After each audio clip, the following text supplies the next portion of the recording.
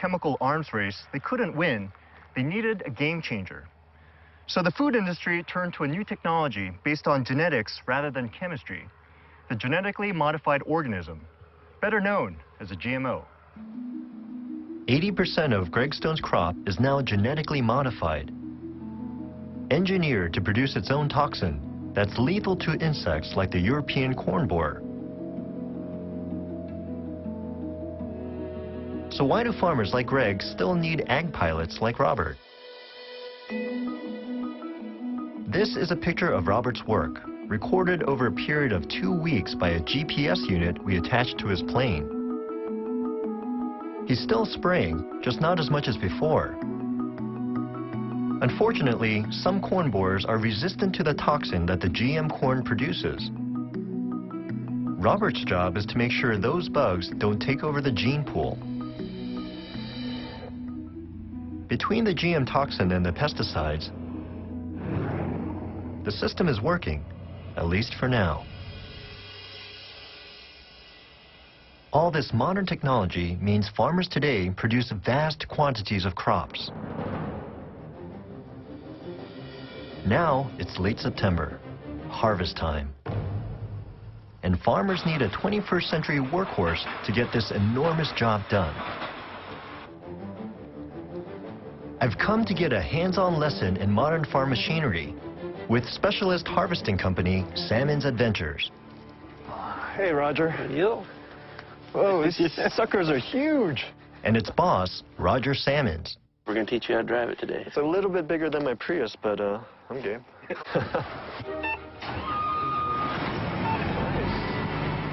I'm about to take charge of a $500,000 worth of brand new harvester. Okay, now full throttle. All right. You are ready to rock and roll. Hey, get out of my way. Woohoo!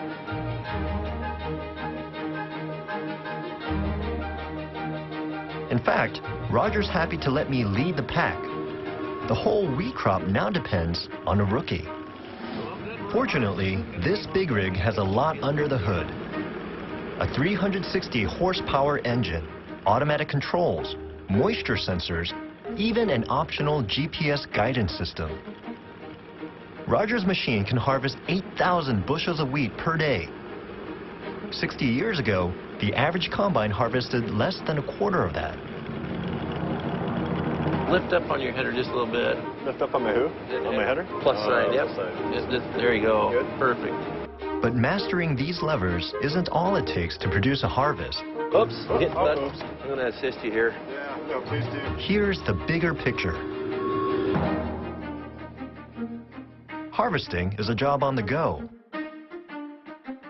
These are the places where about a dozen harvester teams, including the Salmons, stopped to do their work last season. Tucked into their super efficient machines, each year, they crisscross the highways at the heart of America in a series of hectic mechanical migrations. Turns out, instead of harvesting their own crops, thousands of American farmers rely on the state-of-the-art equipment of specialists like the Salmons. By the end of October, Roger's team will have gathered 500,000 tons of grain and covered 5,000 weary miles. You have to be able to thrive on stress in order to do this. A lot of people, they're coming for the experience. They want to see the heartland of the United States, but cabin fever sets in pretty fast. It really does. The odds are they're not going to come back next year. So there's a lot of turnover in this business. Oh, tremendous amount of turnover, yes. Harvesting, like so many aspects of food production, relies heavily on people power combined with new technology.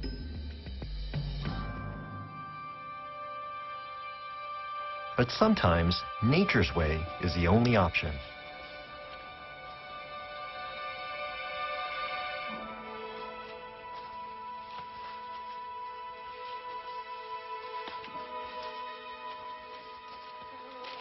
All right, take a look what we have right here. It's this beautiful honeybee inside this pumpkin plant.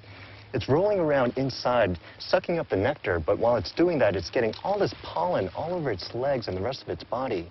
It's a beautiful sight, and it shows in action this delicate relationship between the honeybee and the flower itself that's absolutely critical to making sure that this turns into that. Even high-tech farmers haven't come up with a better method for pollinating their produce. But there aren't enough wild honeybees to do the job.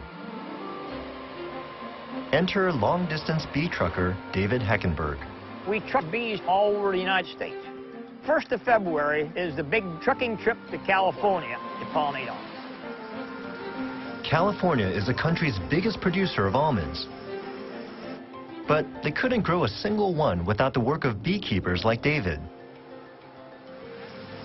There's only 2 million hives of bees left in the United States. It takes 1.5 million of them to pollinate the almond crop. Then the bees leave California and we truck the bees on to Georgia to the woods to get some clean food into them. David has to give them a kind of bee detox because the California almond trees have been treated with 7,000 tons of pesticides. And then our next pollination is apples in Pennsylvania in the middle of April. Once the apples are over, these bees all go to Maine to pollinate blueberries. And then pumpkins start mid-July. These bees we're sitting here looking at, this is Friday. Went downtown Pennsylvania last night and picked up 2 truckloads of bees and got home at 2:30 this morning, and here I am talking to you now. By the end of their journey, David's bees have traveled 8,500 miles and pollinated an estimated 5,000 acres of America's produce. But these bees are facing a mysterious threat.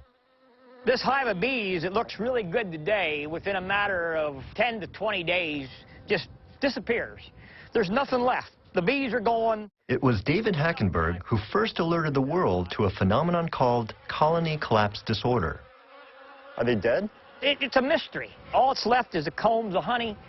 It's just like somebody took a sweeper and swept them all out of there. Wow. So what's causing this? We have a lot of scientists around the world working on it. We believe that it's environmental stress. All the pesticides. Pesticides. We have systemic pesticide in the seed, and it grows up through the plant to protect that plant. Some of that is getting in the flower. Right.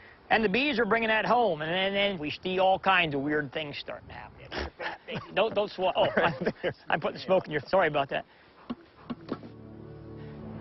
A lot of people agree with David's theory, but the scientific jury's still out on exactly what's causing colony collapse disorder. David doesn't know how bad this year will be, but long-term, the prospects aren't good. Most of us guys that are in pollination business are losing 60 to 70% of our bees every year. So we've got big, huge fields, and there's not enough bees here to pollinate the crop. Say colony collapse disorder keeps on happening and all the bees get wiped out. What does that mean? Like, what happens to all these crops? Well, you're not going to have pumpkins, and you're not going to have apples, and you're not going to have cherries, and you're not going to have almonds, and you're not going to have a lot of things. David's story is disturbing to me. If the bees are in trouble, so are the farmers who depend on them, and the consumers who want fresh produce. And it's clear the bees are not the only ones feeling the pressure. America's food machine is pushing all of our resources to the limit. From bees, to water, to the people who make the system run. We rely on the nomadic lifestyles of harvesters and beekeepers, and tens of thousands of truckers moving products all around the country to keep our food machine running. Even those who don't travel for a living are rarely fixed, like ag pilot Robert Grace, or the JBS meat packers in Colorado, or Ted Shealy's tomato harvesters in California. It's estimated there are now 4 million agricultural workers who migrate from job to job across the continent. But there's a real irony here. 10,000 years ago, people stopped chasing animals. They stopped hunting and gathering, and they started farming so that they could stay in one place. They didn't have to move. Yet look at us now. We can't stop moving.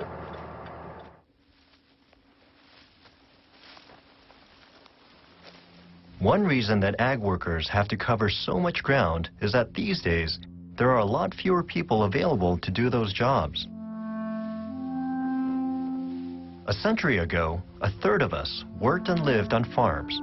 Now, it's barely 2%. For the first time in human history, just 2% of the population can feed the other 98%. And a lot of farmers like Greg Stone will tell you that technology has made their work a lot easier. The human element is becoming less and less of a factor. And that's good because it doesn't matter if the sun's up, down, or if it's cloudy, or if it's Sunday or Saturday. It has eliminated a lot of the need for skilled humans. Sounds pretty different from what your grandpa did. I mean, would you consider yourself to be a farmer now? Now I'd be more of an input-output manager.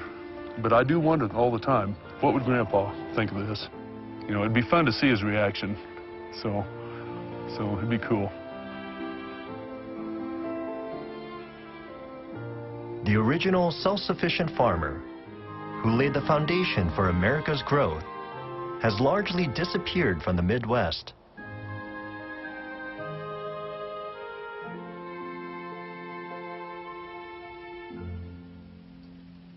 But in some places, he's making a comeback. I've dragged myself out of bed at 5 o'clock in the morning to help a man aptly named Will Gardner get his product to market. Hey, what's up, man? Will is one of thousands of small-scale farmers across the U.S. reviving the homestead ideal. You don't want to get too close to the soil line because I want the growth to still continue. So I just chop it off right here. You know, it's pretty tasty, man. A lot of people at the market love it. This is real back-to-basics farming, and some think part of a new green revolution. How'd you get into this in the first place? I just wanted to save money, you know, eat healthier. Figured it would be a lot cheaper for me to grow the vegetables that we eat on a daily basis in my backyard. You know, simple stuff. And it just became addictive.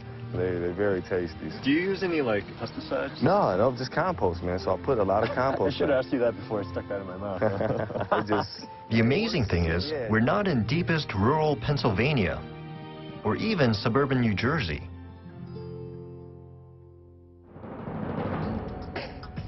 This is where Will farms, the inner city of Detroit. Among its many problems, this area is a food desert, a place where it's hard to find groceries, let alone fresh produce. Although the surrounding neighborhood looks like an urban war zone, in fact, it's reverting to its rural state. This is an aerial photograph of the packed landscape of central Detroit 70 years ago, at the height of its industrial boom. As the city's economic fortunes decline, an estimated 44,000 lots of that land have been abandoned, quietly turning into green space, where 16,000 urban farmers, like Will, are now planting the seeds of an alternative agriculture. It's a great feeling. I feel that I'm part of something big that's happening in the city. You know, it's more personal. People come down there and volunteer just to be able to connect with your farmer.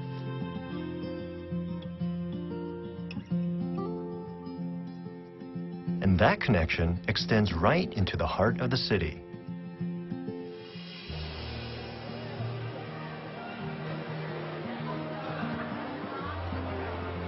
$4, man. Thank you very much. Eastern Market in downtown Detroit, where Will sells his produce, is the biggest of its kind in America.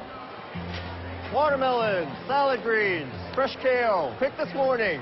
And after half an hour, immersed in the amazing vibe of this place, I realize how different this approach to feeding people is from what I've seen on my journey. Have a wonderful weekend. Picked fresh from a local garden run by my friend Will.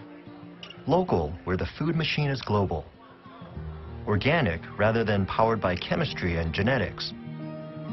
And produced on a grassroots, rather than industrial scale. I think it's great there are alternative ways that we produce the majority of the fruits and vegetables that Detroiters need to be healthy. Ashley Atkinson runs Greening of Detroit, a nonprofit that promotes urban farming, not so much as a lifestyle, but as a way for both farmers and customers to thrive. Local farmers, Michigan farmers, don't have a lot of resources to compete with industrial agriculture. And places like this actually bring together consumers and producers, trying to not only provide, fresh fruits and vegetables to the community, but make a living. Is it working? It is working, absolutely. Is even more of a powerful argument for how important urban agriculture is for the city of Detroit. There's something kind of nice about this reconnection of land and people. And local organic food is reshaping diets, not just here, but all across the country. How far it can ultimately go, however, is open to question. After all, how many small-scale farmers like Will Gardner would it take to supply every one of these food outlets, even if America found craveability in local greens and grass-fed meats? In spite of its problems, our food machine meets this challenge and feeds 300 million Americans every day.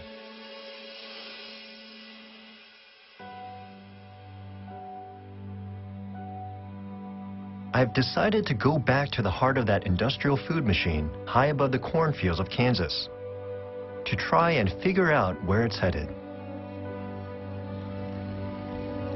I'm taking a ride with Robert Grace in the Boeing Stearman his dad flew when he started the family crop dusting business after World War II.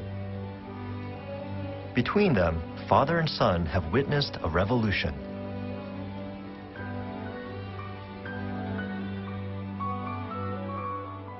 When you have an increasing population, automatic, you have to have larger and larger yields every year, forever.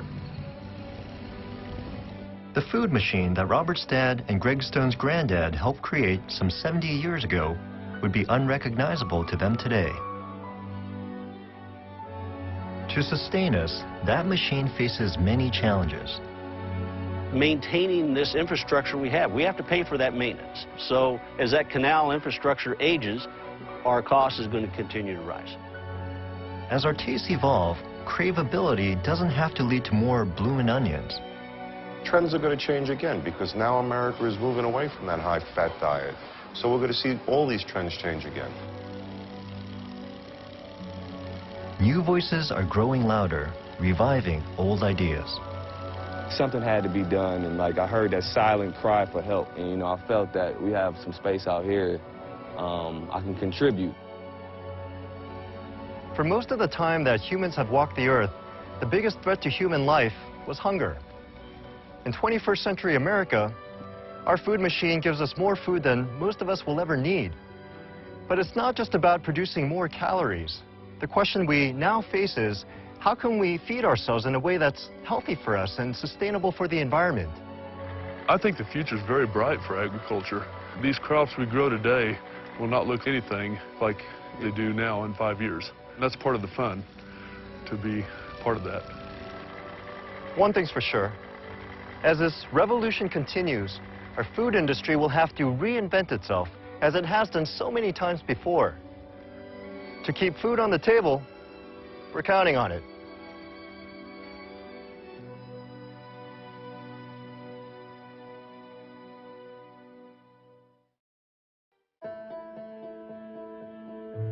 America Revealed is made possible by the Corporation for Public Broadcasting and by contributions to your PBS station from viewers like you. Thank you.